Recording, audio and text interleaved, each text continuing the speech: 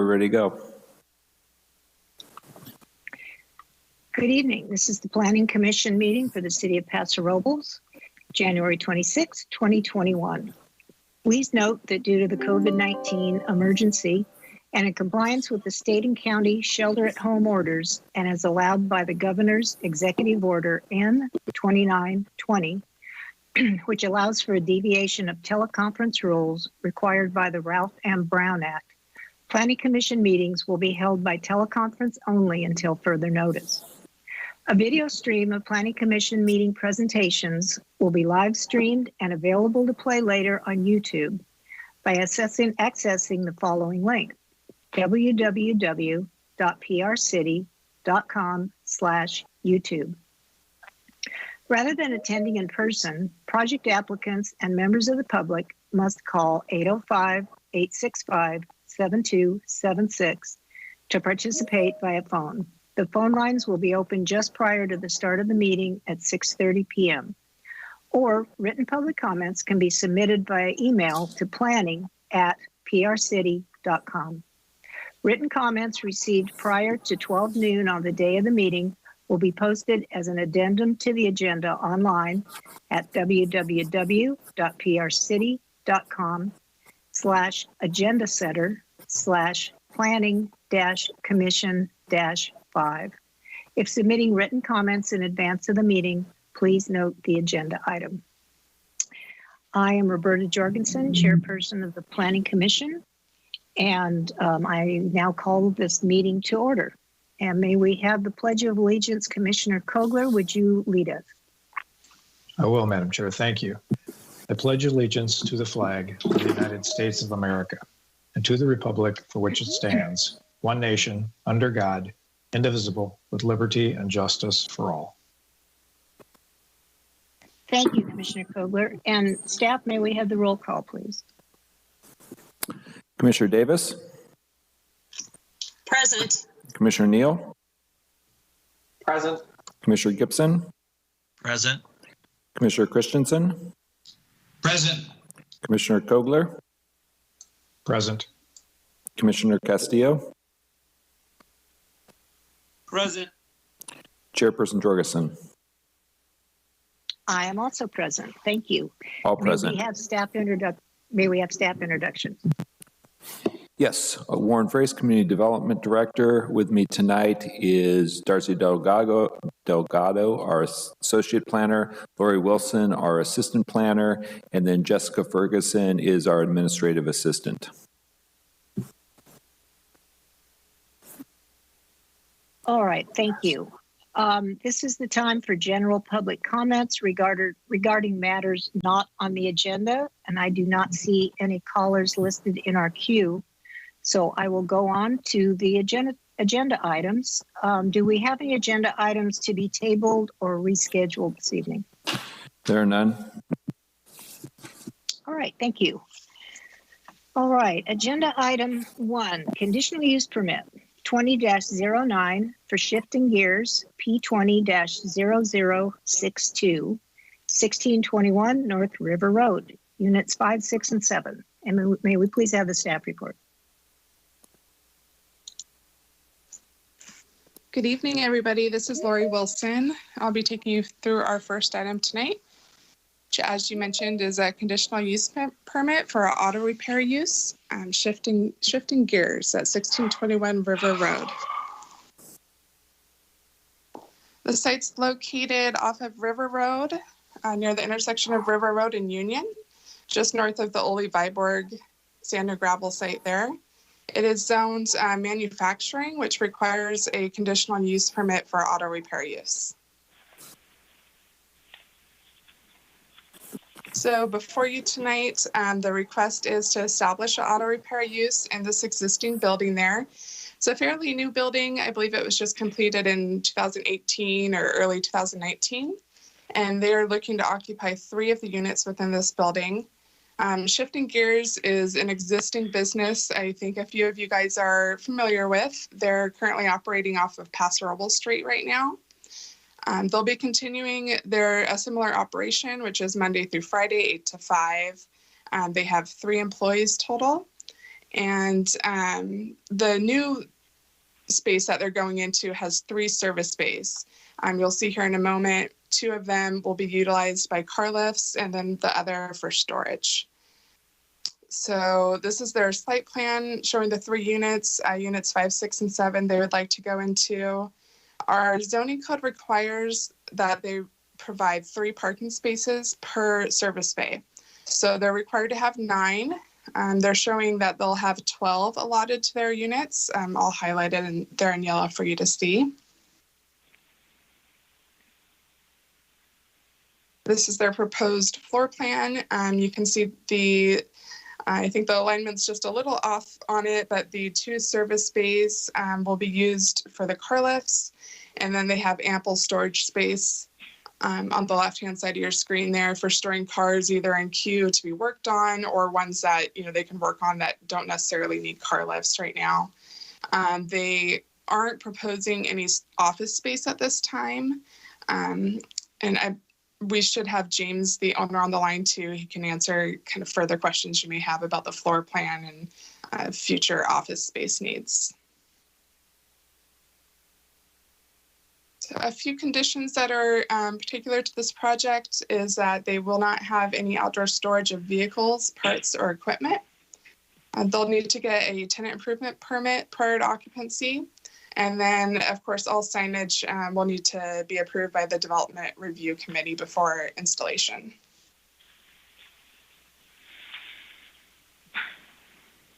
So I apologize, I forgot to include a slide with options before you tonight. So we may need to go back a few for me to be able to repeat the entitlement number. But the option 1 would be approving the entitlement, the CUP, which I believe is 20-09 in draft resolution A, sending it back to staff for further review or analysis. And we do have the owner on the line with us too, if we have any questions for him or myself. But with that, I will go ahead and pass it back on to the Planning Commission. All right, thank you, Lori.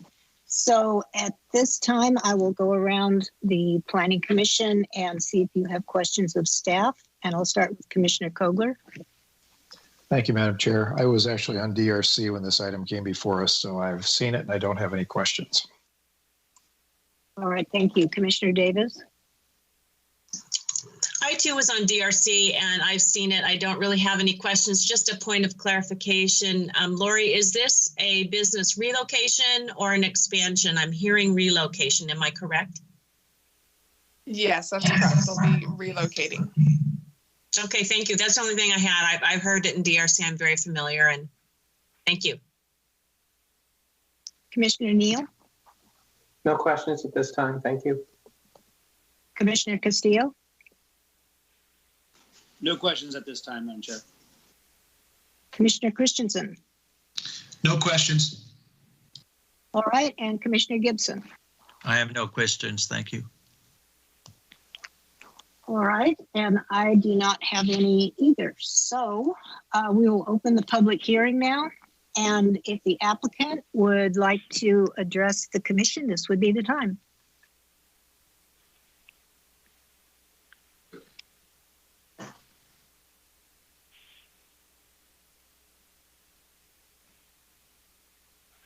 Is the applicant here? Yes, I am. Or the applicant? Okay. Did you want to say anything? Yes, we can. Would you like to address the commission? Did you have anything you wanted to see here? I have no questions. Okay. All right. Then I do not see on our list that there are any members of the public in the queue. So I will close the public hearing. And I think I'll just quickly go around to the commission again to see if there are matters of discussion before we consider a motion. Commissioner Kogler? Nothing, Madam Chair. Thank you. Commissioner Davis? Nothing here. Thank you. Commissioner Neal? Nothing from me either. Thank you. Commissioner Castillo? Nothing for me, Madam Chair. Commissioner Christensen? No, nothing from me. And Commissioner Gibson.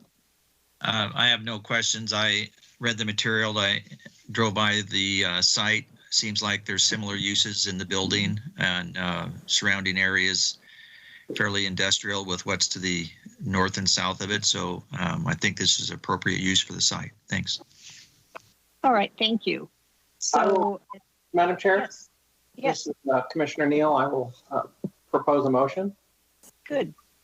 I propose to approve draft resolution A, approving conditional use permit 20-09, subject to site-specific conditions of approval. I'll second that. All right, motion by Commissioner Neal, second by Commissioner Davis. May we have a roll call vote? Commissioner Neal, Aye. Commissioner Davis, Aye. Commissioner Gibson, Aye. Commissioner Christensen, Aye. Commissioner Kogler, Aye. Commissioner Castillo, Aye. Chairperson Jorgensen. Aye. Motion passes 7-0. Okay, great. Very good. Let's move on to agenda item number 2. Plan development PD 20-05 and oak tree removal OTR 20-11 for the Riverwalk Terrace P20-0076. This is located at 110 Niblick Road. So may we have the staff presentation, please? Yes, good evening, Madam Chair and members of the Commission. This is Darcy Delgado, and I'll be giving the presentation. I just wanted to note, I saw a typo on the agenda that the PD number, which is noted correctly in the staff report, is PD 20-15. So this is a 79-unit senior housing project. The applicant is the Paso Robles Housing Authority. Here is a vicinity map. It shows that the project site is located within the Woodland Plaza 2 shopping center in the southwest corner of the complex. The project site has access from both Niblick Road to the north and River Road to the east. And here is just a detailed map of the shopping center showing the relationship of the project site compared to the rest of the commercial buildings.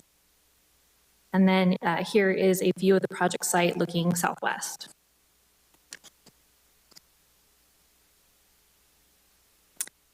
So the project is to construct a 79-unit senior housing development that will be available to seniors 62 years and older. The project is intended for seniors living an active and independent lifestyle, so this would not be the same as an assisted living facility. This is a low-income project, and so the applicants are also working on the side with city staff on those details for this to be a deed-restricted project. This is a single building housing all 79 units, and of these, 70 units will be 1 bedroom, and then 9 units will be 2 bedrooms. There will be a total of 82 parking spaces dedicated to the residents and 18 bicycle racks.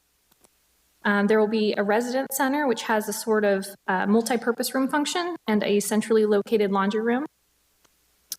The shared open spaces include a central courtyard, a community garden, there's a barbecue area, and then just a variety of pedestrian pathways throughout that would also provide connectivity to the rest of the commercial shopping center. The applicant is also requesting modifications from some of the development standards in order to facilitate the project, and that includes reductions for the amount of secured storage space, the reduction in laundry facilities, as well as reduction in required parking. And then lastly, there are 2 oak trees on the project site, which the applicant is requesting to be removed. So the project site is a 4.21 acre parcel. It's within the regional commercial land use designation, which is typically intended for providing retail, but also allows for residential uses. And as you may recall, as part of the city's 2021 to 2028 general plan housing element update, this site was identified as a vacant parcel available to be developed with housing.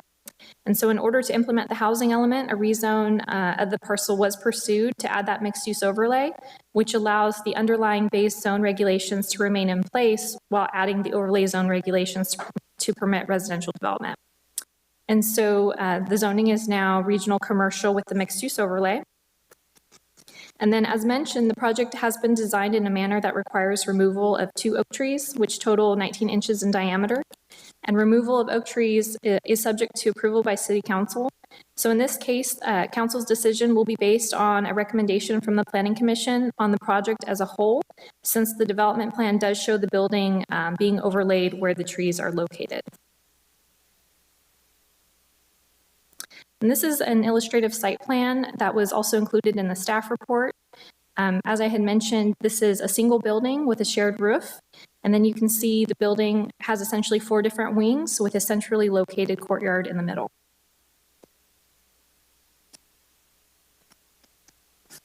The project design incorporates a neutral color palette with stucco exterior siding and asphalt shingle roof. And then instead of trying to match the architecture of the shopping center, the building was designed to distinguish it as residential, correlating with feedback that was received by the Development Review Committee that these differences would help to separate the project so it wouldn't be confused for containing commercial uses. The building has varying heights throughout, ranging from 1 to 3 stories. So the highest point of the building is in the northwest corner, which is at 42 feet. And then this is visible on the north elevation on the right-hand side of the building. And then you can also see it on the south elevation with the building shown in the background slightly faded. The building's been designed so that the south-facing elevation is limited to 2 stories and contains fully enclosed balconies for the upper floor units. And then this helps to provide more compatible massing, and it also limits the direct line of sight into the neighboring yards for the Riverbank subdivision to the south. And so here's just a couple more elevations. Some of the final details on the architectural elevations appear to be in a conceptual stage. And so you can see on the east elevation, just over what would be the residence center, there are mechanical roof screens that could probably be done a little differently or maybe perhaps more attractive. And so staff has added conditions of approval for these details to be re-reviewed by staff prior to issuance of any building permits. And this would help to ensure that those details are high quality and that they blend in with the architecture of the building. Here is the landscape plan, which helps to further distinguish some of the common outdoor areas that will be available to the residents. There was some feedback from the DRC that the landscaping be enhanced along the frontage where the main lobby would be located. And at this point, the landscape plans have not changed. There's a condition for final landscape plans to be reviewed as part of the building permit process. But if the Planning Commission would like to see anything more near that entrance or elsewhere on the site, it would be good to discuss this as part of your recommendation of the project to City Council. Here is a detail of the landscape screening proposed along the southerly property line. So currently there's an existing 8-foot-high wall along the property line, and then the added landscaping would help to soften the transition between the project and then the existing neighborhood to the south.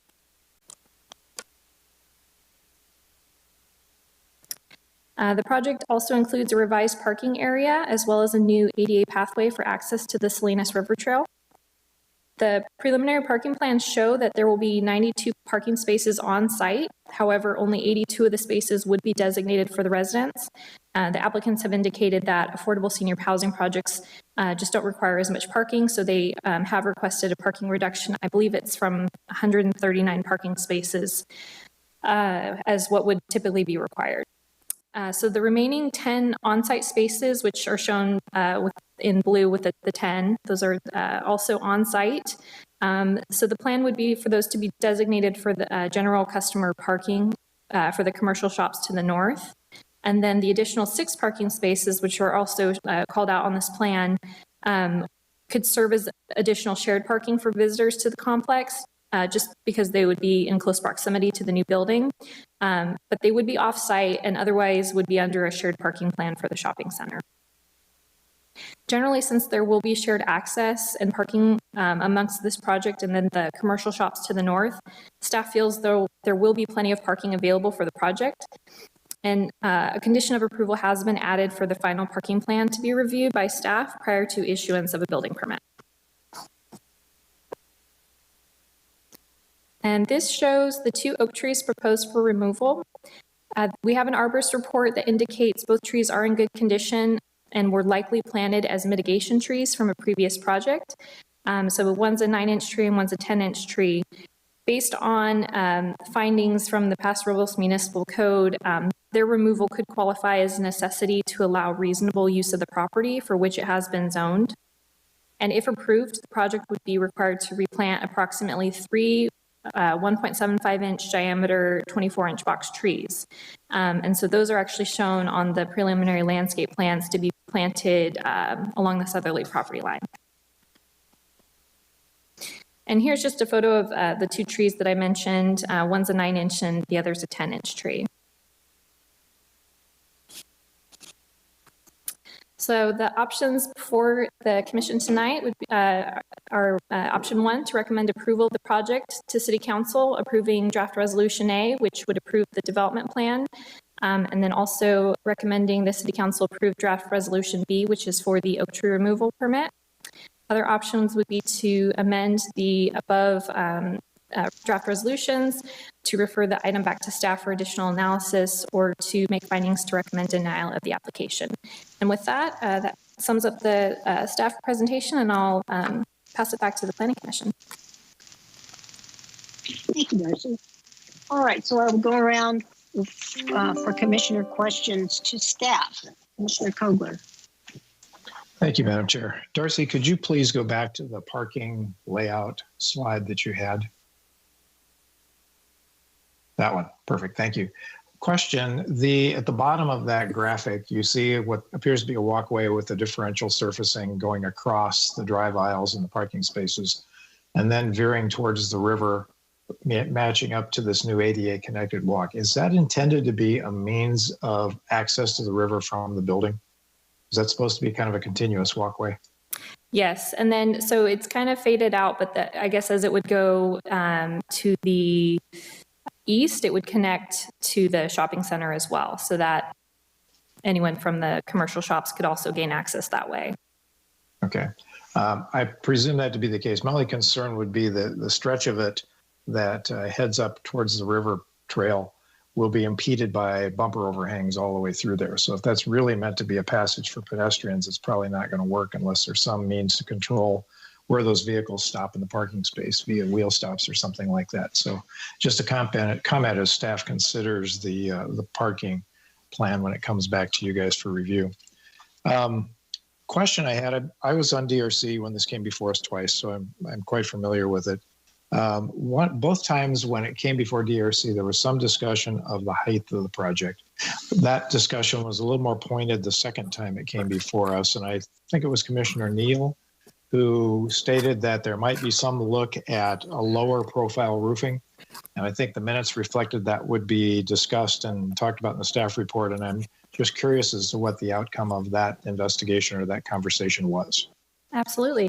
So initially at the second DRC meeting, I was under the impression that the project would need to request a height exception. And once I started working on the staff report, I realized that the height does comply with the underlying zoning. The applicant had stated that they had looked into changing the roof pitch, but it wasn't required in order to meet the zoning development standards. So if it is something that Planning Commission would like to discuss further, perhaps we could have the architect who is available tonight to comment on that. Okay, that's the only questions I have of staff at this time, Madam Chair. Thank you. All right, thank you. Commissioner Davis? Yes, thank you. I wasn't on DRC, so this was pretty much new to me. I might have some more questions along the way, but while that parking diagram is up there, Darcy, could you explain, is there any plan for signage to clarify that those 6 spaces are available to visitors to the residential versus commercial? Is there a signage plan for the parking? So at this point, there is no signage plan, but we have a condition that will essentially require the applicant to provide a more detailed parking plan, as well as the reciprocal parking and access for this parcel and then the adjacent Coles parcel. They're working with the Woodland Management Company to get in the direction of designating, 82 of the 82 of the 92 on-site spaces just for the residents. And then understanding that some parking spaces are a little bit closer to those commercial shops, and that's where you see the 10, that those are on site, but they're willing to designate those for just general customers. The other 6, they're just so much closer to the building that the likelihood of them being used for the commercial shops is lower, but certainly signage could be helpful. So I think that that's a great comment, and perhaps Paul Davis, the architect, or another member on the team might be able to answer a little bit more to that, what they have envisioned once they would get to that construction phase. And another question, and maybe you can leave this slide up, Darcy, or maybe you can find one that, I'm thinking about the entrance of the building, and it sounds like DRC made some suggestions to beef up the landscaping at the entrance area. I kind of was a little confused exactly where to enter. I don't know if there's signage planned, but what was the thought in terms of being inviting and pedestrian friendly, and would people in the parking lot know where to go enter into the residential facility? What was the thinking there? Right. So Commissioner Gibson may correct me if I'm wrong, but I want to say that there was a comment that was to have more robust landscaping in order to just improve the aesthetic appeal of the project, I think from the parking lot, since you don't have too thick of a landscape area, I would say, aside from where you see the kind of the bottom left corner. So that would be that building. To the very far left is the resident center. So you would enter, I guess, the building at that location. Without having the floor plans, I wouldn't know how, I'm sure there's a door that connects you to that wing that just is immediately adjacent to the parking lot, but to have more robust landscape plans. So they don't have a lot of room to increase the landscaping on that, the north wing of the building, but perhaps, if there's something more specific the Planning Commission is looking for, we can hone in on that. And then, like I said, it might be worth making a recommendation to City Council, as this will have to go through for their review as well. All right, and maybe a little bit later on, the applicant can talk about the scenario. I'm not sure what the needs are, but the 70 one-bedroom and 9 two-bedroom, it seems like there might be a demand for more two-bedroom. I'd be curious to hear what their thoughts are about that ratio of residential units, and maybe you don't have a comment on that, but I'd like to hear more about that. And one other question I had, and then I'll let the commissioners ask, is there any visual where you can show the Kohl's turnaround for the trucks, et cetera? Is there a visual there? I can go back through. I'm not sure if I included it in this presentation, but I know the architect is prepared to, when it goes to the public comment, to pull up some slides. Oh, there we go. Perfect. Yeah, that's great. And it's just something that caught my mind. I see the parking between the retail and I see the turnaround. I just didn't know if there was any concern for any noise, both at the that turnaround and when that noise might occur. I'm presuming that many spaces is kind of a buffer from the residential. But I guess that question also comes through if we ever fill up the retail space that JCPenney's vacated. Will there be any noise affecting the residents of this building? So I guess I have some questions about noise. And so any comments on that? So the Woodland Plaza 2 shopping center, when it was originally went through the entitlement stage, it was 1991, 1992. There is a conditional use permit for the entire center related to noise from trucks, delivery trucks, and it limits the hours because there is the residential neighborhood, the Riverbanks to the south. And I believe it also applies to Kohl's, and so it would apply to that turnaround area. So I do not have a concern with noise from trucks in either direction. Okay, I appreciate that. Just trying to, I have no comment other than just some questions to ask. And I'm going to let my fellow commissioners, I might have more later. Thanks, Darcy. Okay, thank you. Commissioner Neal. Thank you, Madam Chair. Darcy, did we ever figure out the height of the surrounding commercial buildings?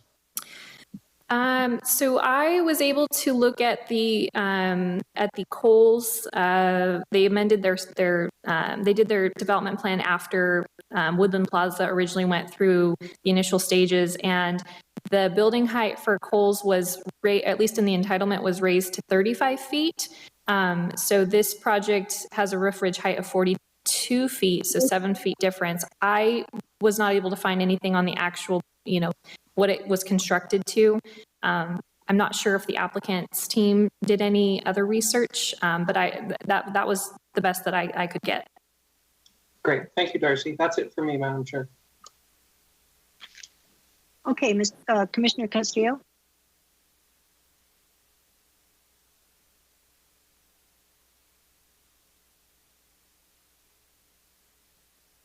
Commissioner Castillo, did you have any questions?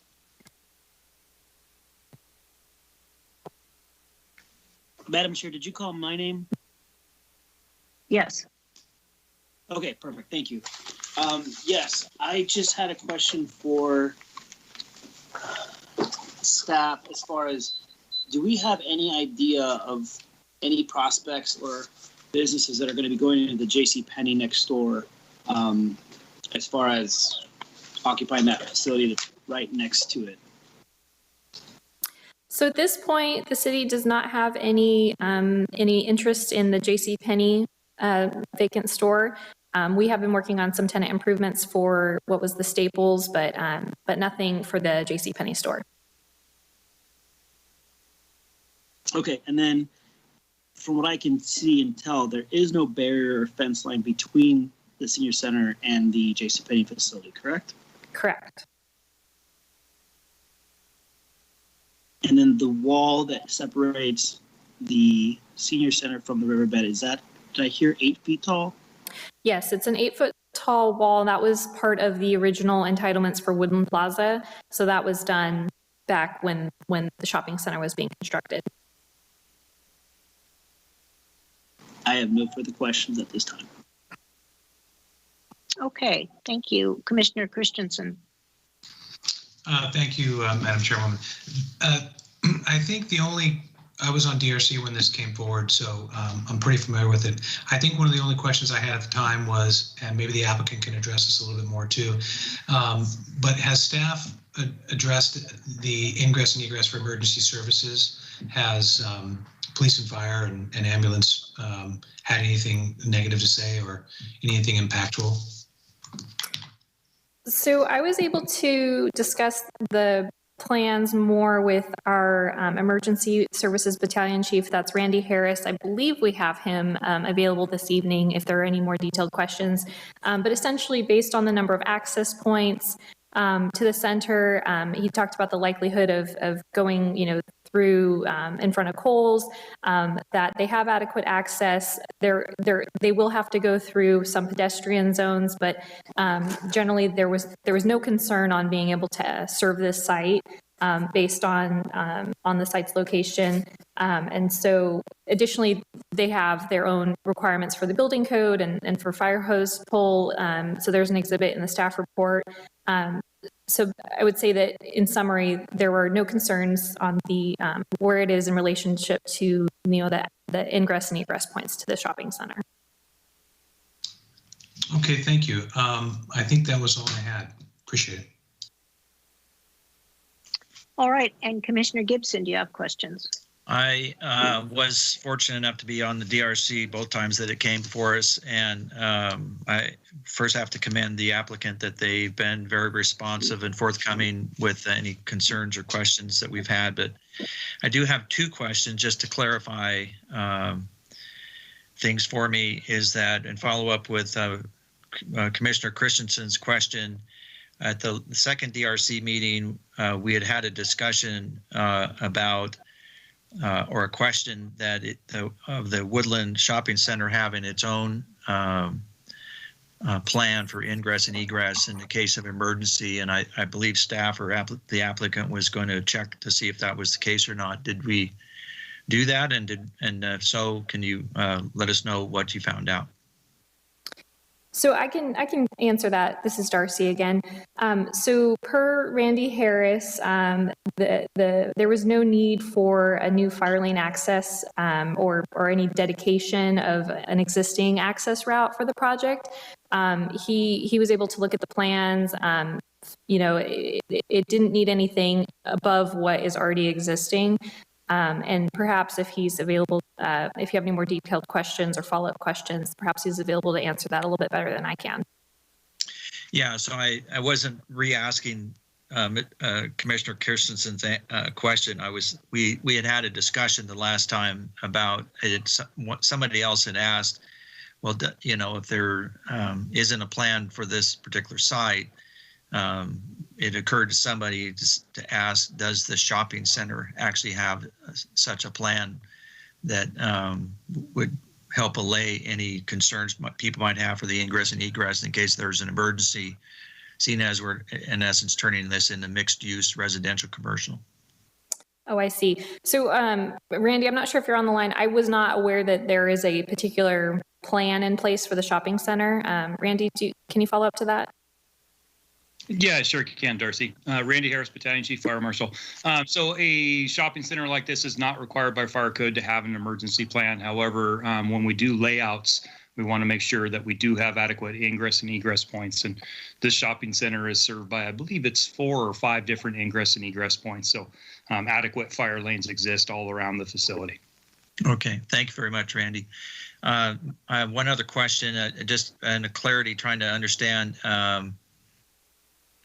the conditions. So on page 22, it states item number 4, the applicant is requesting the Planning Commission allow for following modifications to the development standards of the MU overlay zone. And the first one was to allow for reduction of storage from 200 cubic feet to 150 cubic feet. And it's always a question or concern of mine anytime you're doing any sort of multi-family housing sort of projects, because I figure people need storage. You just can't have enough storage. So I was looking on the plans on actually page 60, item A24, and maybe Darcy, you could kind of educate me as to what this particular zone or this particular code calls for. So if it calls for 200 cubic feet, or there's 150 cubic feet, what is it talking about? Because I'm looking on page 60 A24,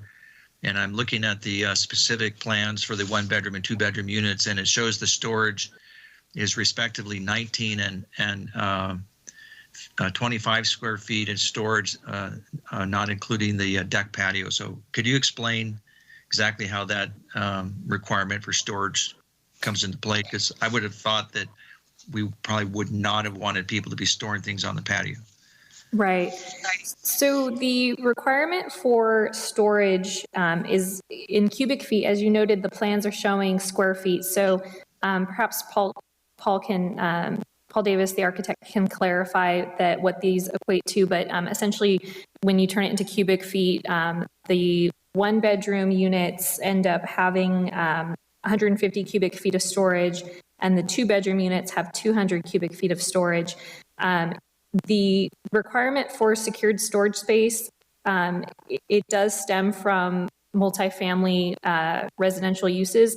Being that this is a senior age-restricted project, the applicant is indicating that they typically don't have the same storage needs that you would see in a multifamily where you have, maybe a couple of kids living there.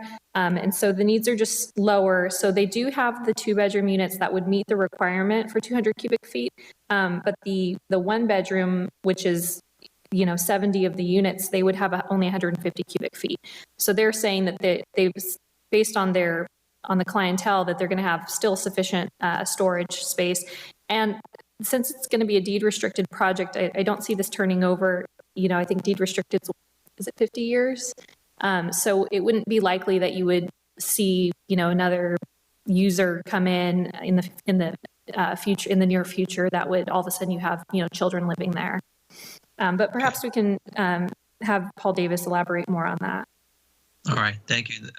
Those are my only 2 questions. Thank you. All right, thank you. I think my questions were covered by the other commissioners, although I would have a couple of follow-up questions as well. So at this point, let me open the public hearing. And if the applicant or the applicant's representative would like to speak, we would like to hear from you. Please state your name and your address for the record.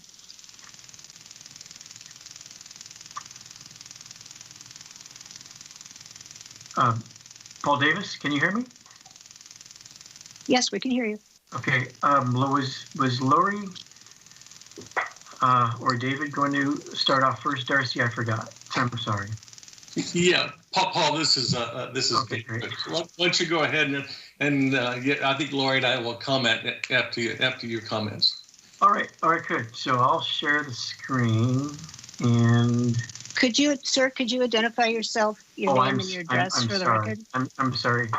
Chair, Commissioners, my name is Paul Davis, architect for this project.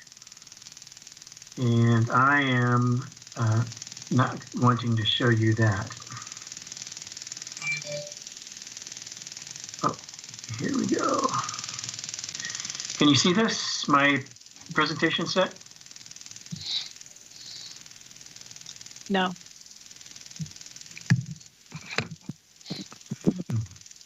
Try to share it again, Paul. All right.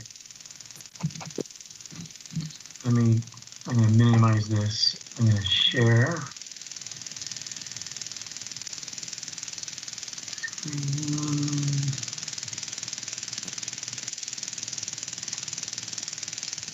Now, let me try to pull this up. Okay, it's working now.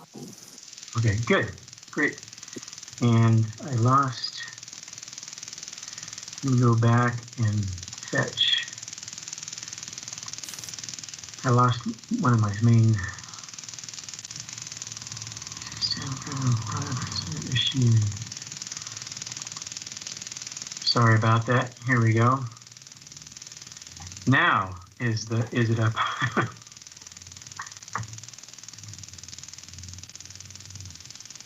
Yes, we can see it now. Okay, great. Thank you. Great. Thanks again, Chair and Planning Commissions. Thank you, Darcy, very much for a very complete presentation of the project. And I'm Paul Davis, architect on this project. I've been working with the Housing Authority the last several years on the Oak Park project.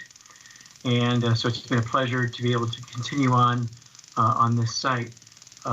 This is a project, as you're well aware from the presentation, in the Woodland Shopping Center.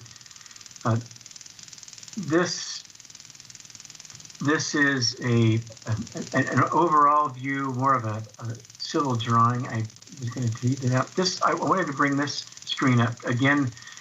Darcy had a part of this project overall site plan, but you can see where the development is in terms of the southwest corner of this project, which when we get into later on and this whole new entrance to the river view, the river parkway, I want you to remember that there's a diagonal route to an existing walkway here that can connect this part of the project to our site, as well as crossing up towards where the former penny store is. These are several other photos. This is Coles looking from above our site, and we're reorganizing this part of the parking area. Here's our site here. The wall of the pennies that is across from the east elevation of our project. This is the south wall, and that 8-foot high masonry fence from the residential neighborhood to our site. And again, this is similar to the one that Darcy had shown you. This is again a presentation here of how our development relates to the adjacent housing. We're about 3 or 4 feet lower in terms of our floor level from the houses on the other side of the wall, which which helps along with the robust landscaping that Darcy went over with you. This is the parking plan that we have come up with to be able to identify these 82 spaces here. What we wanted to do was have some paving, some signage at these entry and exit locations to differentiate the parking. We're looking at maybe the striping with even words of resident parking in these locations right here. So that's some of the a portion of the parking plan that we'll be putting together for city staff as required by the condition of approval. This is meant right here to be a plaza space, and I'll get to that in a larger, in a larger plan for entry, sitting, and then entering into the lobby of the residence center, or a resident can bypass that with access through a gate at this point right here. This is a little bit more, this will give us a little bit more of an overview of that area. You can see accessible spaces along here. This is a series of walkways and planter areas.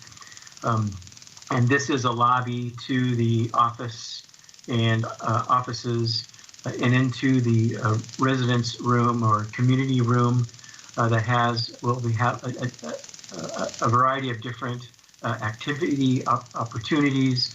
There's just a little, a little warming kitchen here for making cookies or serving some coffee. And then this is the laundry area as well. This is the central courtyard that we've developed with different ways to walk and experience that area as well. What we have here is, I'm going to bring this over and bring this down a little bit. The whole project surrounds this open space. This is a one-story building right here. This is a two-story building right here. This is three-story. And then this is all one-story around all the way over, again, back to the one-story residence center. We have stairs and several, we have stairs around into the project with two elevators, one here and then one here. Let me go back and reduce that scale again.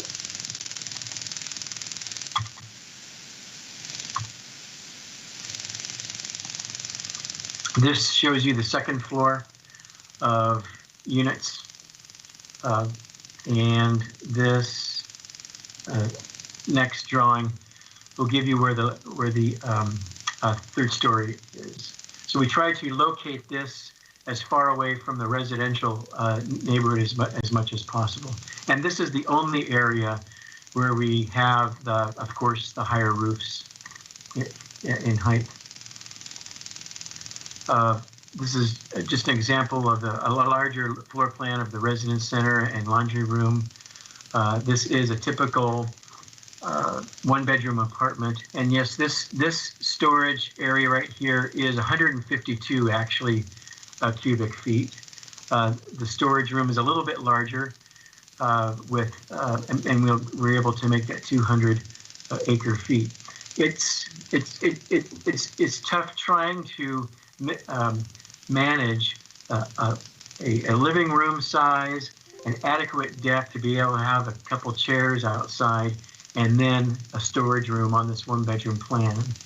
And so what we would be doing, we're going to be providing other storage opportunities inside, whether it be cabinetry, parts of the kitchen or closets. But this is, in order to lay this apartment out and equitably spread all of the regulations we have to meet, this turns out to be the storage for the one-bedroom unit. You can see in the 2-bedroom unit, we actually have a larger closet space in here as well. So we do have more storage in this unit plan. This is the roof plan, so that once a resident is either on the first floor or second floor and walking around this walkway, they're always protected from the weather. On the second floor, same thing with that protection, and as well on the third floor. This is the only piece of ridge here that is at that 40+ height. Then we drop down to a few shallower ridges here. So just this area of the property is at that over 40 height. And you can see that height right here in the in this rendering from the east.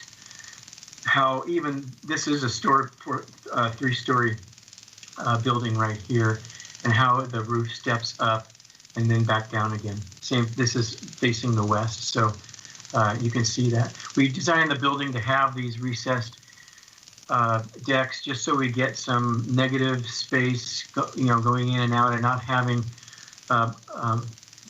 reducing the amount of 2 or 3-story wall planes like this one or this one, trying to modulate the exterior so it'll have some interest in scale. This is the entrance from the north side.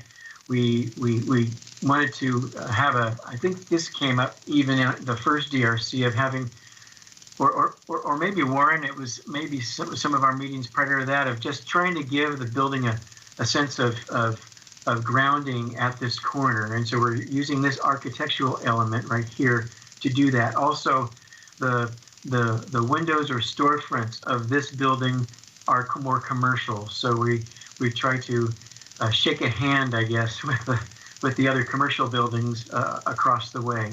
This is the entrance to the lobby, and then there's a gate here as well that residents may use, as well as over here as well.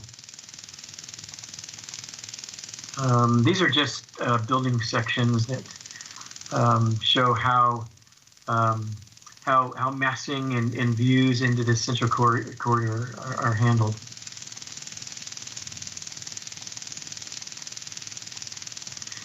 This is the landscape plan that illustrates some of the interior program areas and also exterior program areas.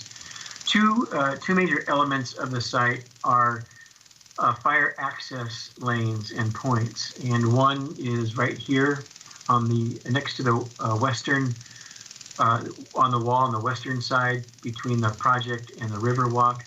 This is a fire lane with gates so that a fire or emergency vehicle can get to this point of the project. We also have a gates here at this point that has the same type of fire access, and then also emergency vehicles that can continue through the existing opening that connects down to the river walk at this point. What we will be doing is having solid gates there, so these gates will be just for those emergency vehicles, and because of that is the reason why we opened up the new public connection towards the north. This is showing a variety of program spaces, gardens. This is that robust planting along the residential side. There'll be barbecues and also pathways for residents to be able to connect around and in on through as they, in terms of exercise and being outside. So per square foot or per unit on this project, we have quite a bit of exterior open space, both on the outside of the project and on the inside of the project. This is that same slide that Darcy did show, and so this is that existing walk that comes from the north side of the shopping center and connects over here to the Penny side, and then we'll be able to connect to it across this corner. And then this is the route going to this new opening to the River Rock, the River Walk. The spaces here are sized so that we don't depend upon overhangs on the sidewalk. So we will be using wheel stops here to maintain the access of this for pedestrians and not be interrupted by a car or a bumper hanging over it. We've also added new lighting, and all this is new landscaping that are installing in this parking lot. This little area is a landscaped area, but it will double as a pump station for the sewage system that's part of the current Woodland Shopping Center. And these are just some images of the planning materials and other types of site elements that will be used in the project for the seniors. What I can do is go back and mention or answer some of the questions that came up. On the rooftop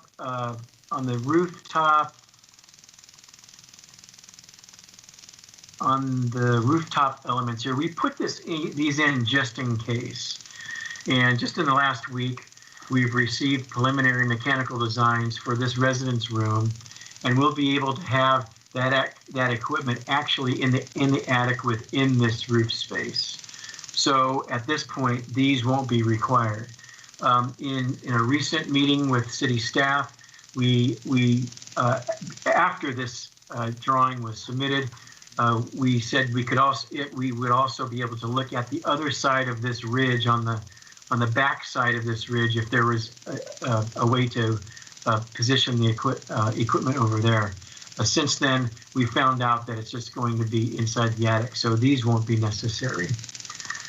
I talked about we will be refining the parking plan and signage plan to both notify parents and tenants and visitors to the shopping center how the parking spaces are to be used. In terms of roof height, since we now are conforming to roof height, we just left the project as is. We did do some of the planning commissioners who brought this up. We did do a study. This is a 5 and 12 roof, and with simply changing it to a 4 and 12 roof, we would drop this peak, right? These peaks would drop by 30 inches. At this point, this highest point would drop 30 inches. So that's certainly something that if you were still if interested in that, we've done that study, and we don't feel that changing it to 4 and 12 would dramatically change the design. We do like to have this sloping and hip roof just to kind of give it a residential feel, but going to a 4 and 12 would do the same thing. Would be just as fine.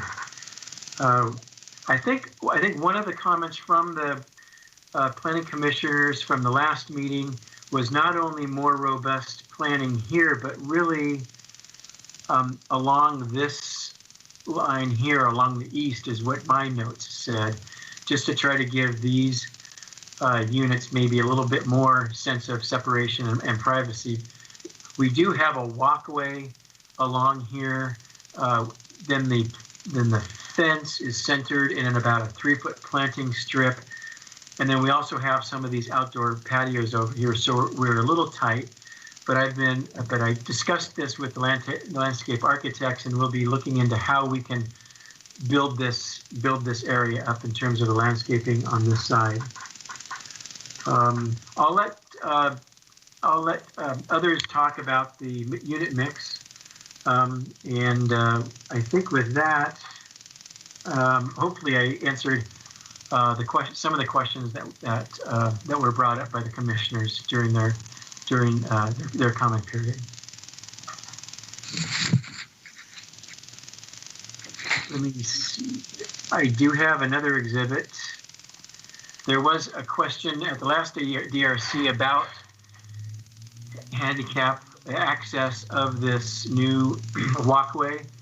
This walkway is worked out to be less than 5%.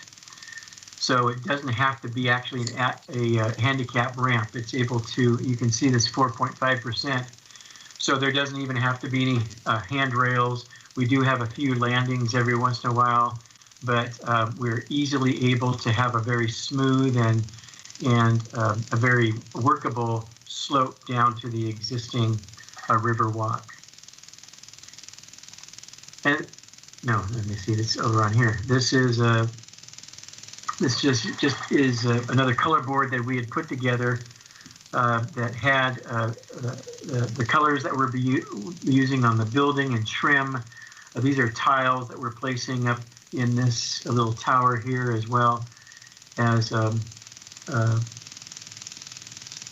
this is the here we have a trash enclosure is right here. So these are the gates to the trash enclosure that we have. We have passed it by the local Paso Robles. I forget their full name. I'm sorry about that. But this was expanded just about 4 feet this way with these 2 sets of gates, and they agree that will work. And so this is just a more decorative split-faced concrete block that will be used on the side walls and the back wall to that. This is a wood fence that you can see. One of the conditions is for us to provide a little more detail on how this fence is. We do have units on the first floor here, so we're just wanting to protect them and give them a little privacy from the parking spaces on the north side of their units. There's only 4 units that will be affected by that. So at that time, I think I've talked enough, and I'd be open to answer any questions or turn it over to David Cook of the Paso Robles Housing Authority. Why don't we, this is Roberta, why don't we continue to hear from all the applicant representatives, and then we'll come back to questions. Great, thank you. Okay. Can you hear me? This is Dave Cook. Yes, we can hear you. Okay, good. Good evening, Commissioners. I'm Dave Cook, Executive Director of the Paso Robles Housing Authority, and our partner, Lori Doyle, Executive Vice President from Affordable Housing Development Company. I believe she's also here.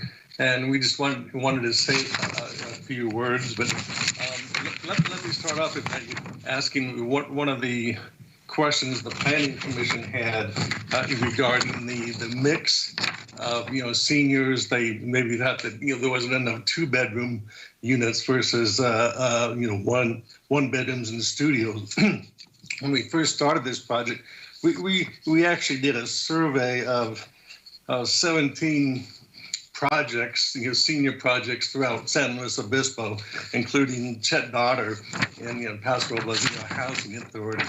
And so of that, I think there was 752 units, and there were only 42 2-bedroom units of all those units. The majority were like a 1-bedroom, and there were some studios. There were actually more studios than 2 bedrooms, and one of those projects probably had the majority of the 2-bedroom ratios. A lot of these, like Chet Dotter, they don't have any 2-bedroom units at all. So it's and we find that 2 bedrooms usually, the seniors usually come in couples or just probably more singles than everything else. So anyway, that hopefully that kind of answers your question there. And regarding the emergency plan, I think Randy Harris answered that, but we did reach out to the owner and ask him about that emergency plan. And as Randy confirmed, that there wasn't any other thing than what Randy had said. So. Anyway, let me again, it's been a pleasure for our development team to work with the city staff, helping us put this development plan together, and would like to thank the DRC Planning Commission members for their input also. And it's been great working with our seller, Dick Woodland, and his team getting their input and supporting the project. I can tell you that working with the city, our development team, it's been a true collaboration putting this project together. So we're very excited about this affordable senior housing project. And we think it's going to be, as you can see, it's going to be attractive, safe, secure addition to the Paso Robles community. And we think it's going to help. It's going to be a great demand for affordable housing for the senior population, 62 years of age and up, well into the future. Because the demand for big box retails has significantly reduced in recent years with the increase of online shopping and the vacant parcel being for sale for so many years, developing these projects makes a lot of sense, as well as the location to all the amenities we have here. And it helps repurpose the property from commercial, as Darcy said, to residential. And we think it's going to help revitalize the whole shopping center. And we're going to be targeting seniors who are categorized as extremely low, very low, and low-income tenants. And more than likely, they're going to be coming from Paso Robles, San Miguel, Templeton, and Atascadero. We did, on that same survey, we did another survey just about the demand and vacancy, and we virtually found out almost about 100 of these. We did 7 of the 17 projects. All of them were pretty much 100% full. All had waiting lists of 1 to 3 years. Some weren't even taking applications because the waiting list is so long. So we feel that this is going to be a big demand, and it is going to be independent living. So that's about all I have to say. So Lori, you're out there. You want to take it over, and then we're happy to answer any more questions when we're done. Hi. Yeah, good evening. This is Lori Doyle. Can you all hear me? Yes, we can hear you. Oh, wonderful. Thank you. Good evening. As Dave mentioned, my name is Lori Doyle. I'm Executive Vice President of Affordable Housing Development Corporation, and we are the co-developer along with the Paso Robles Housing Authority for Riverwalk Terrace. Thank you, commissioners and city staff, for allowing us to present to you this evening. I really do think our team has already said most of the things I had noted during the presentation and the questions from the commissioners, but I did want to note a few extra items I don't think were mentioned that I think were asked of the commissioners. One thing to piggyback on relative to the number of 1 bedrooms and 2 bedrooms that we have outlined for the 79 units.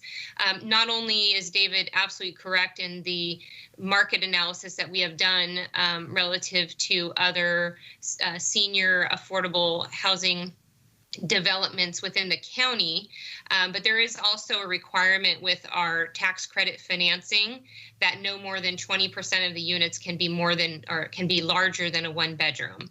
So we are a little shy of that 20%, but based on my experience as an affordable housing developer all throughout California and owning age-restricted affordable projects like this, as well as I know David's experience as well, this is sort of the sweet spot relative to the desires and the needs within the community. And we have third-party market analysis to demonstrate this as well, if anyone was interested in that. But I did want to point that out. That is a requirement that we cannot have more than 20% of our units larger than 1 bedroom. So I just wanted to note that. I also wanted to piggyback on David's comment about the unit mix. He did mention that we are targeting extremely low, very low, and I want to give you a little perspective on that. So we have about 16 units that are below 40% the area median income. And to give a little perspective there, 30% households between 1 and 2 person, that ranges from about $20,000 to $23,000 a year. That's the income limits for a 30% in area median income unit. And then we have 40% units, 50% units, and these are 50% of area median income. And then we have 60%. So the 60%, so I'll just give you an example of the other end of the spectrum, is between $40,000 and $45,000 a year. And those are based on 2020 income limits, which get changed every March or April. So we'll see a little bit of a change in that. So I did want to just give you a little perspective on the clientele, the demographic that we're going to see and what we're going to be serving at Riverwalk Terrace. There was also a mention about parking and how we're going to be assigning that, and we haven't quite exactly, done the signage plan. I know that was another question relative to how are you going to designate the entrance into the community. We are definitely going to be doing a signage plan. We just haven't got to that point yet. Usually that's a separate permit that we spend some time on with our marketing team, our management team, as well as the city to really, design specifically for this community and for this location. But we will absolutely be making a grand entrance so that it's very clear for residents, prospective residents, and guests where the entrance is into the community. And the same goes for the parking. It will be clear what is designated for the residents and what is designated for those specific spots Paul talked about earlier that are designated for the shopping center. And relative to the parking reduction, I don't know if anyone's interested in that, but we have done, as I mentioned before, we are an owner of about 5,000 housing units throughout California.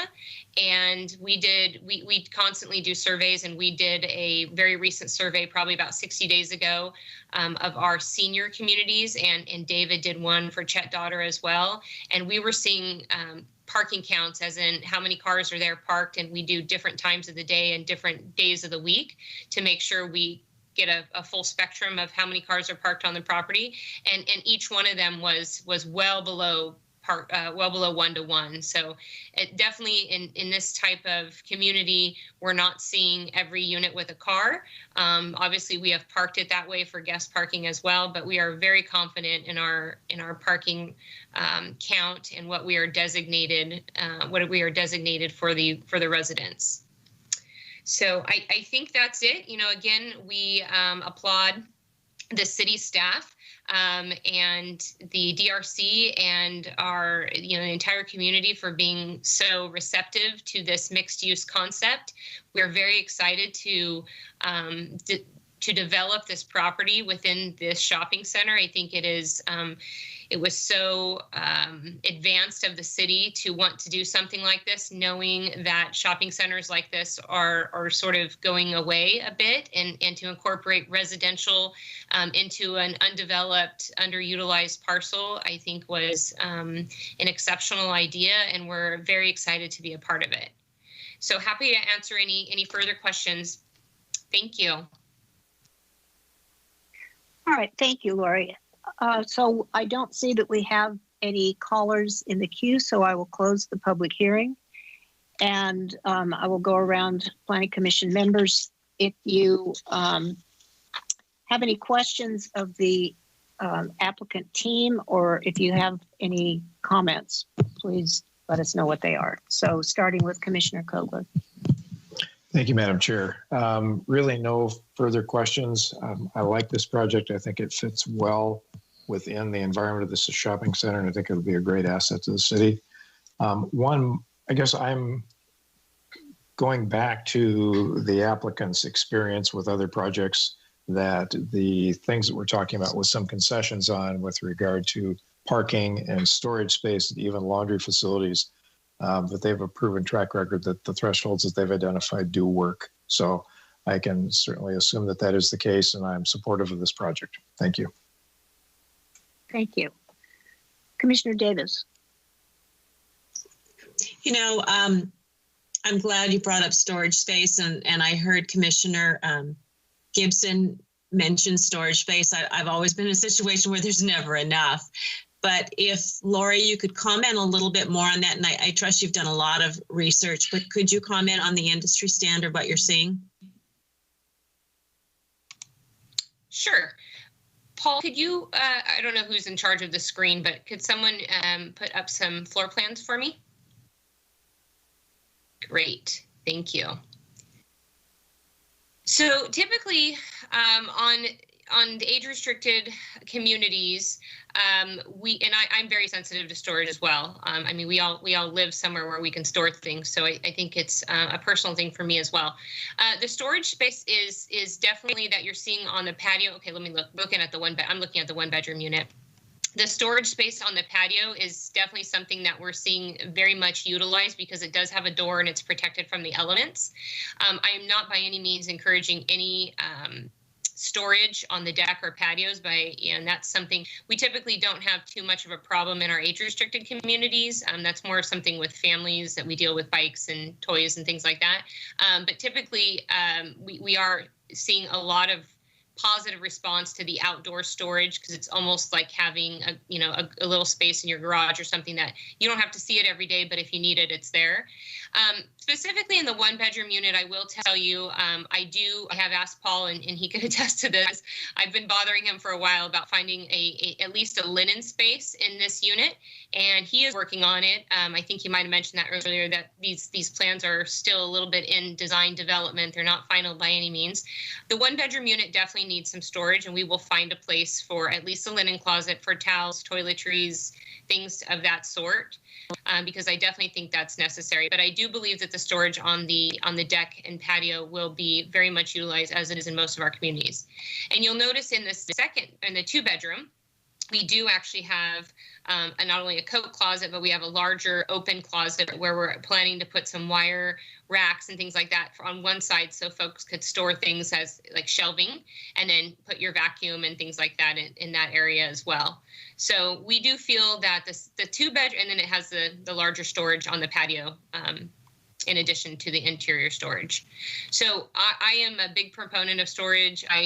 Paul knows I'm looking for these to grow a little bit with storage, especially in the one bedroom. So that's kind of my position on that, and I acknowledge that, and I am sensitive to that issue as well. Lori, could I just follow up a little bit more on that? Would there be a management team that would enforce the exterior storage, or would there be rules on what you could or could not store in the patio? Absolutely, yes. That is, so that's why one of the reasons, or one of the things that the manager who will be living on site, there will be a staff unit on site. It'll likely be a manager or the maintenance person, but usually it is a manager on this type of development. And yes, one of their main things is to do walk-arounds on every single unit. They will obviously you'll be able to see the decks and the patios, and that is something that we are very rigid in enforcing. Typically on age-restricted communities, we see a lot of plants and things of that sort where people want to take care of. So as long as those are in a neat condition and not cluttery looking, we are usually acceptable of those, but we do very much enforce those. So. Yes. And this is Dave, and just to add that to Lori, and a good example of that is our Oak Park project, where there's 301 units. Our management team, in there's strict rules and for the tenants, and keeping those areas clean. And like Lori said, our site managers, they almost do daily walkthroughs. And one of the things they do check is, make sure there's no clutter, everything, that's on the decks and patio. And those are multifamily. So, and we find out seniors projects is, they'll put a few plants, but usually they keep it pretty clean. All right, thank you so much. And that's all I have for now. All right, Commissioner Neal, questions of the applicant or your comments on the project? Just a comment. I was thinking on the one bedroom, if you were able to put two doors on that, it would probably make that space on the one bedroom storage. I'm sorry. It would probably make that space much more usable as a thought. But I too am very fond of this project. I was very excited that it moved so quickly after the approval of the housing element. I think it's a great location and an exciting project. I think it will fit and provide housing to a much needed community. I am, however, a little disappointed in the architecture in that it seems a bit stale, and hate to be so abrupt, but when I was on the second DRC after it had been presented once prior, so I didn't feel it was right to bring up a significant change in the DRC there. But I think I would have liked to have seen something a bit more contemporary and not what we saw. But that being said, I think it's a great project, and I will be supportive of it this evening. Thank you. Commissioner Castillo, questions or discussion? Thank you, Madam Chair. I know that this isn't necessarily driven towards the structure or the development of the property, but I did have a question to the applicant in regards to safety measures or any kind of risk mitigation due to the closeness of the homeless encampments that are in the riverbed. Will there be any kind of security cameras or any kind of security guards that are on the property during the occupation of this property? Yeah, this is Lori again. We likely won't have security guards. We don't usually start out at a community in that sort of way unless it becomes warranted. We are going to be having some security cameras. And if you're referring to, are you just referring to the just sort of the homeless area or the situation now over by the river? Well, yeah, there's multiple encampments in the riverbed. So, and I know right. So that's the only reason I'm asking. Yeah, so we're closing off the southern entrance. I think that Paul went through that in his presentation. The current opening, if you will, is at this would be the southern part of our property. Right now, it's shown as sort of like a community garden area, if you will. So we are going to be closing that off with a solid gate that the fire department will still be able to have access to. Yeah, right there where Paul is circling is the existing ingress and egress into the river area. So we are closing that off completely, and I know we are also developing at the north area of our property towards the Coles turnaround is the new entrance to the river area, which we have provided there. It's shown in white, and it has the appropriate grades to get an accessible path of travel down to the river access. So we do believe, and I've seen this happen in other developments that have had this type of problem on them before, is that we're going to see a significant cleanup of that area just with the activity going on during construction, and then eventually when it is occupied, and how there's going to be obviously buildings there, and there's going to be people all the time, and cars, and it's not going to be as attractive as it is right now to be hidden. As it is now, it's not really ever, people don't really go to that area unless they're walking or things like that. But I do believe there's going to be a significant reduction just with the activity of the development. And to answer your question, we will have cameras that we have those at Oak Park as well. So we will have cameras as our part of security. And if we need to take additional measures with a security guard, we will absolutely do that as well. Yeah, and this is David. Just one comment to Lori's, and it will be secured. So all the entrances will be they will be locked, and they can't get into them without the keys also. So nobody can just walk right into the project. Okay, that's good news, and I'm glad to hear that. I appreciate the mitigations you have in place. And I have no more further questions or comments, Madam Chair. All right, thank you, Commissioner Christensen. You know, I don't have any questions. I just want to make a comment. I've seen this on DRC, and like I said, I didn't have many concerns then either. I like the project. I think it's going to be a good addition. I'm glad that that they're going to try and accommodate the senior community, because I think this is a really, really well designed plan. It's just so needed in our community right now. So I appreciate all the work that staff has done on it. I know it's probably not been an easy task for that location, but I think that the design plans are really nice and thoughtful. And I agree. I think the activity there will help with the encampment activity in the river as more people expose that area, and the building being there will have more activity, which I think in turn will deter a lot more of the homeless activity right there in that area. So that's what I'm hoping for as well. Other than that, I think it's a great project. Thank you. Commissioner Gibson. I would echo a lot of the comments from my fellow commissioners. I find this to be a exciting and a somewhat innovative project, in that we had just recently worked as a city on our housing, updating our housing element and identifying our needs. And this particular area, really, in my opinion, has been a blighted area. It's been very unattractive, an area that accumulates abandoned shopping carts and weeds and debris. And I think this is going to be a great project in terms of being an asset for what that site looks like. On the other hand, as was indicated, we have a huge need for housing, particularly for our lower economic population. And the reason I find this innovative is that I would have never have thought of myself of turning a commercial shopping center into a multi-use center.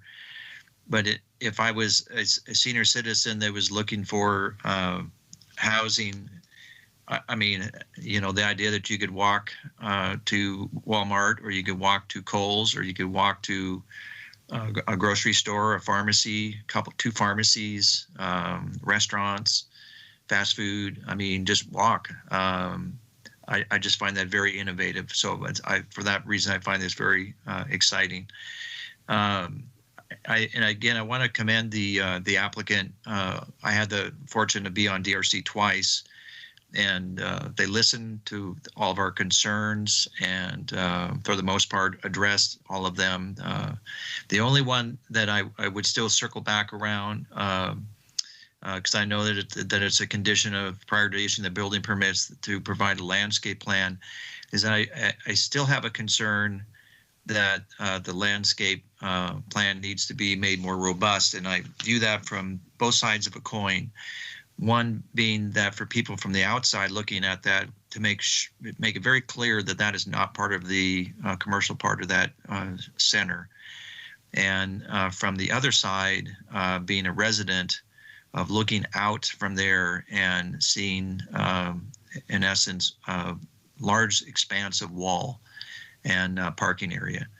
And I think the landscaping is fine. I find it very robust on the interior part of the project, but on the north side, and more particularly the east side, there's almost no landscaping being proposed. There's a metal fence that in and of itself is attractive, but there's no buffer or barrier really between standing next to the exterior of the old JCPenney location and looking across, through the slotted fence into the project, and then from inside the project in the reverse, looking through the slotted fence or over the fence and seeing the wall of the JCPenney building or parking area. So I would just encourage, when it gets to that point, that the landscape somehow be made more robust for those two reasons. Again, to provide some sort of visual demarcation between the commercial side of the project and then this being clearly a residential side, and also for the benefit of both parties, both the residents and the people from the outside, to do something particularly on the east side, between that project and the very long and very high wall that somebody's going to be staring at. So that being said, I'm very excited about this project, and I'm going to be voting to move this forward to the City Council. All right, thank you. And I don't have any comments. I also appreciate that I think all of our questions were answered for us. I appreciate that. Just to reinforce a couple of other comments by my fellow commissioners, I also would express a concern and ask you to take a look at landscaping on the east side of the east elevation of the building for the sake of the tenants' headlights coming into their windows and lack of privacy, as well as just to soften that commercial to residential joinery right there. The other comment is back to the storage discussion, which I think we've probably covered completely well, but and it's not the purview of the Planning Commission to review or comment on the interior floor plans and interior buildings, but I also couldn't help but notice there's really one closet only in the one bedroom, and that does accentuate my concern about storage occurring on the decks and the balconies. And I very much appreciate your operational control of that and believe wholeheartedly that will happen. But 15 or 20 years from now, when nobody having this conversation will be involved, will it still be happening? So I'm going to request that we have a condition of approval that storage will not be allowed on decks or balconies. And I know that we have, oh gosh, a number of times on other multifamily developments. So it's not unusual, cruel and unusual punishment. It's what I've seen is a pretty standard condition that the city has requested. Other than that, I also am in favor of this project, and I believe that will terminate our discussion, and I will ask if a commissioner would like to make a motion.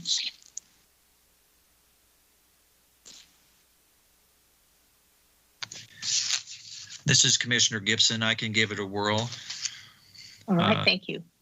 I move to recommend to the City Council approval of draft resolution A, approving the plan development 20-15, subject to site specific conditions of approval, and adding the condition that no storage will be allowed outside in the patio areas. Madam Chairwoman, this is Commissioner Christensen. Can I ask for clarification? Can we get a second and then come back with discussion? I'll second that, Madam Chair. I believe that's the proper way. All right, thank you. So motion by Gibson, second by Kogler, and Commissioner Christensen, you had comment? Yes, I'd like to ask for clarification on the storage language. Is there language that you're recommending in particular, that's something that has seen before, something we have, something we can defer to now, or are we just putting this forward to staff saying, come up with some type of language for that? I will ask Mr. Frace, can you address that for us? I'm not sure if we have a standard condition, but I think it's pretty clear the intent is that you don't want any storage permitted outdoor on the deck, and I'm pretty sure we can craft a condition that would satisfy that. Then what is it that we mean by storage? Is it defined in some way? I guess I'm just trying to say it seems awfully broad to say that. I understand the storage is limited. I get that. I mean, I've taken care of my grandfather, and trust me, he didn't have much stuff, but what he did, we were in a one-bedroom place and he had to store it. I guess what I'm saying is, if we're not going to allow the applicant to manage that, what are we going to ask them in reference? What are we going to say is storage? What are we going to limit that to? Is there something that we need to define for that?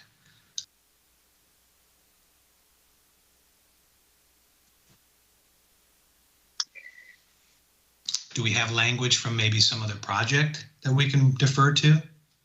Well, I think Warren just said that we did, and that staff would craft that for us. I hear your concern, and I would ask if any other commissioners have any comments on this or any other part of the motion.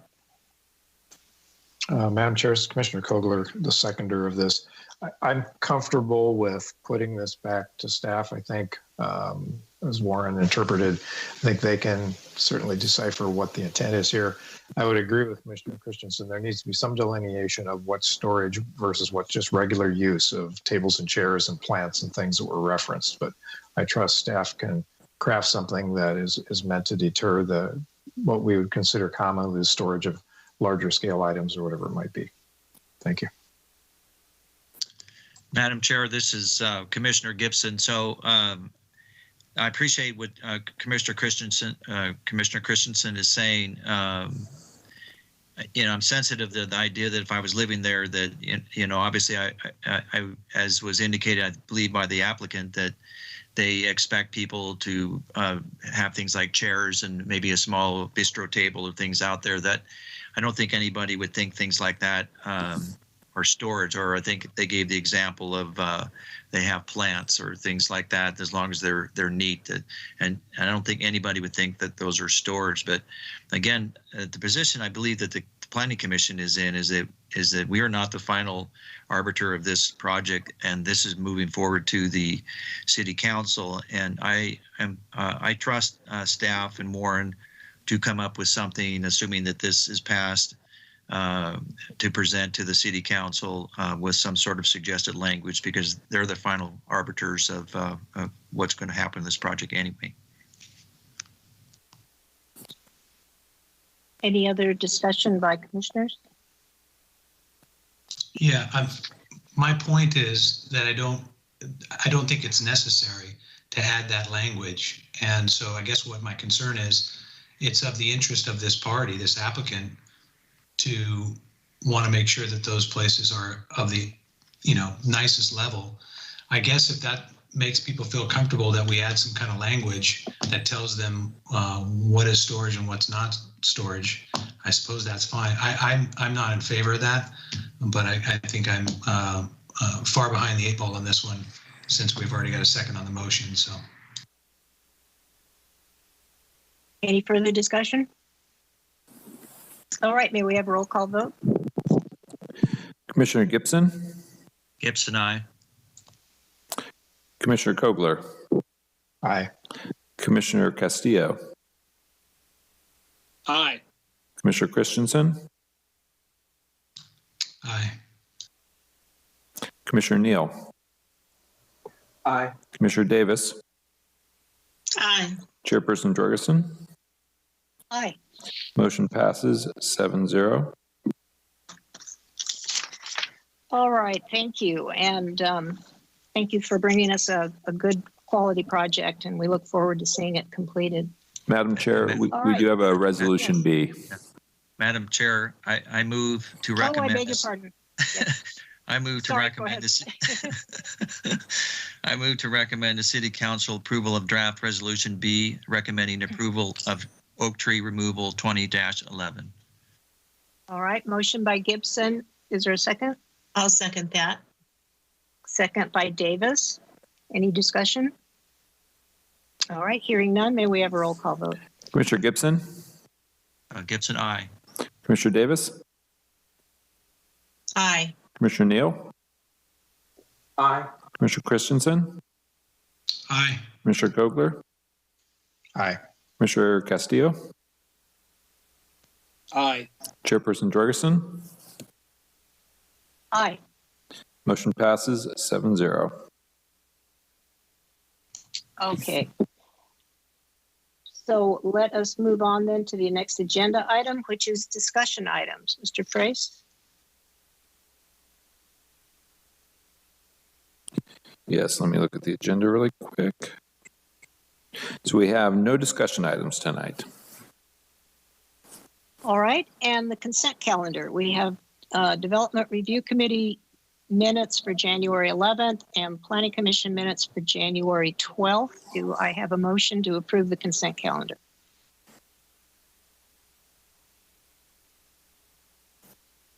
This is Commissioner Christensen. I make a motion to approve the consent calendar. Thank you. Second. And second?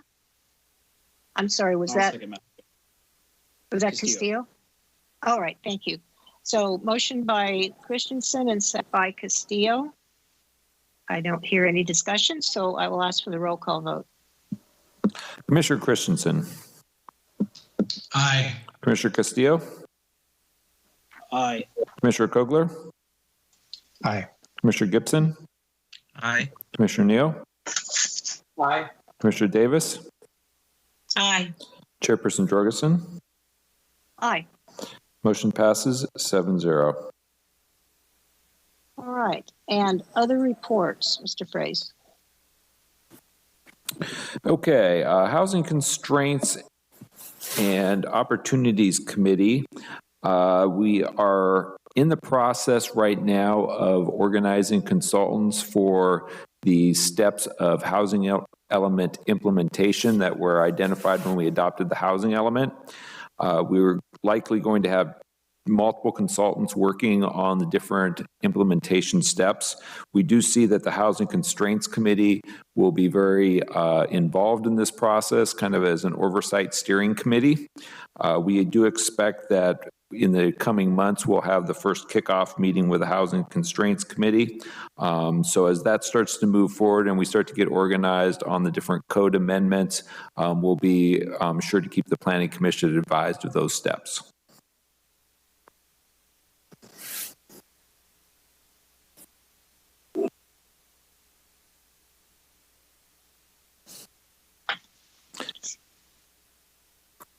And then moving on to the Development Review Committee. For February, we have Commissioners Gibson, Neal, and Castillo. And I understand that I think on February 2nd and February 9th, we're going to need a replacement DRC member.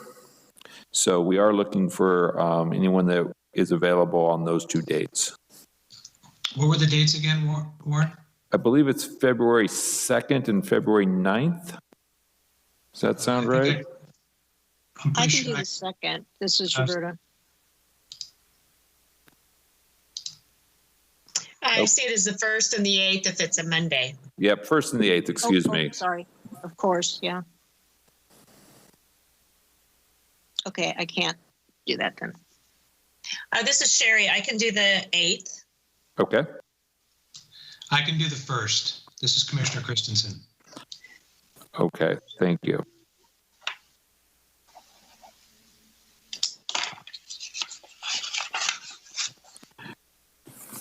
All right. That is the other reports. Mr. Fraze, would you mind giving us a quick update on the city manager search? Yeah, so the city council's retained a consultant to organize the search effort. Applications for the position were due last week. Right now, the consultant, I believe, is vetting applicants, and that there will be a process of interviews involving community members as appointed by the city council, as well as council and staff interviews that'll be occurring in February. Great, thank you. All right, Planning Commissioner comments. Commissioner Kogler. Thank you, Madam Chair. Warren, and you may pick this up in staff comments, and I would certainly defer to that, maybe to be the forum for this. But as you well know, the Estrella subdivision EIR comment period was extended from February 1 to February 22nd. And in relation to the action that the council took at their last meeting to direct the city manager to prepare a letter, I'm curious as to whether that letter has actually been prepared yet, or now given the relax of the time frame, if that's something that likely will come back to the council. So I would simply ask that maybe you address that in your staff comments. Thank you. And I can just address that right now. So at the last council meeting, the city council took public comments on the draft EIR that's being circulated by the PUC for the PG&E substation project. There was a lot of public comment. We did get clear direction from the council on preparing a letter on the EIR. As Commissioner Kogler mentioned, the comment period was extended to February 22nd, which does give about another 3 weeks to comment on that. The city attorney is the lead on preparing the letter. The city attorney has already prepared a draft that's in review right now. This does afford the city the opportunity for the council to review that draft letter. We haven't decided exactly about that process, but that is under consideration. Thank you. That's all, Madam Chair. All right, thank you. Commissioner Davis, do you have comments? I don't have any comments, but Warren, if I could ask you a quick question. With the new situation on COVID, could you clarify our restaurants can open as a purple tier? The restaurants can still have outside dining, is that correct? Yeah, so Monday, the governor extinguished the stay-at-home order and then reverted back to the blueprint tiers, I think are the official term for them. So there's 4 levels of restrictions. There's a purple that's the most restrictive, then a red, orange, and yellow tier. So currently, San Luis Obispo County, as well as almost the entire state, is in the most restrictive purple tier, which is where we were basically, I think, in September. Purple tier allows for outdoor dining, so the parklet food service program that we had in the fall can resume under the purple tier. I think personal services like barbers, beauticians, that sort of thing, they can also resume activities. So I think there's a little bit more flexibility. Indoor dining does not resume until we hit the red tier. That'll be the next step that we'll be hoping to get to as soon as possible. And regarding the parklets, is there any momentum building to continue that maybe after COVID is over? So that's a discussion that is in process right now. We are scheduled to bring that item to the city council in March for discussion. The current temporary kind of emergency parklet program is set to basically run through this summer. We're going to be looking for direction from the council in terms of how much longer they want the temporary program to continue. Beyond that, there is the question of, do we want to convert some of these temporary parklets to permanent parklets that would be there for numerous years? That's going to be a community discussion policy point. So that's what we hope to kick off in March. And then if the council wants to actually move into some sort of process to formalize and make some of the parklets permanent, we'll hopefully get that direction in March and see kind of how that rolls out then. Okay, and that's not a planning commission, not input from our body, it's mostly city council, correct? Well, it'll depend on the process that the council directs. Obviously, permanent parklets would have additional considerations, especially in terms of design and aesthetics, if they're going to be something that's going to be in the downtown for an extended period of time.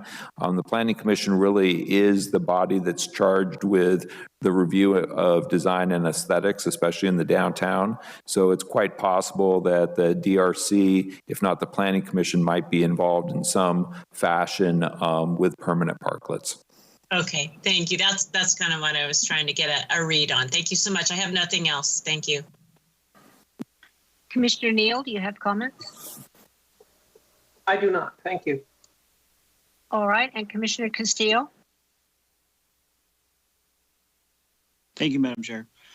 I just wanted to say thank you to my fellow commissioners for stepping up and filling in the void where I am lacking this month. I was not planning on being thrown into this online course for the month, and I very much appreciate everyone's support and stepping up where I've not been able to. So thank you very much for that.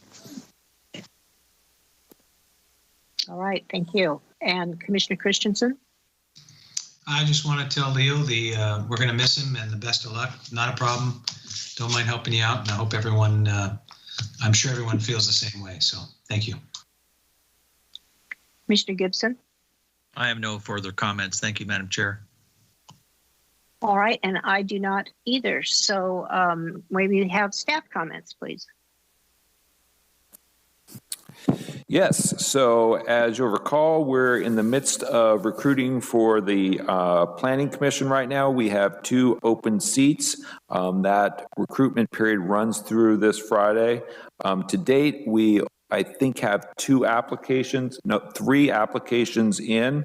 So we are looking for additional applicants. So if you know anyone, or if you're a person that hasn't applied that might be interested in it, we definitely encourage people to apply for those positions. It looks like the interviews, the city council interviews, will likely be February 10th with the city council for appointment.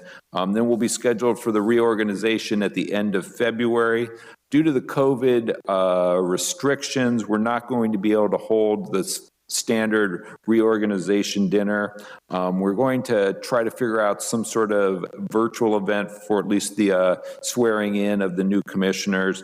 And as we have a little bit better idea of that, we'll let you know over the upcoming meetings in terms of what to expect for the reorganization process.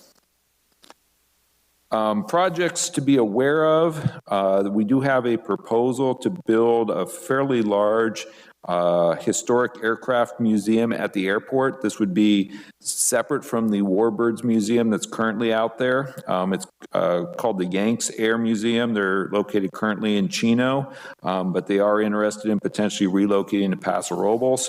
The Airport Commission will be reviewing kind of a preliminary concept plan this Thursday, the 28th, at the Airport Commission meeting. If that project moves ahead, it will come before the Planning Commission for a plan development review at some point. So just be aware of that. If you see the Airport Commission agenda come out, that's what that item is.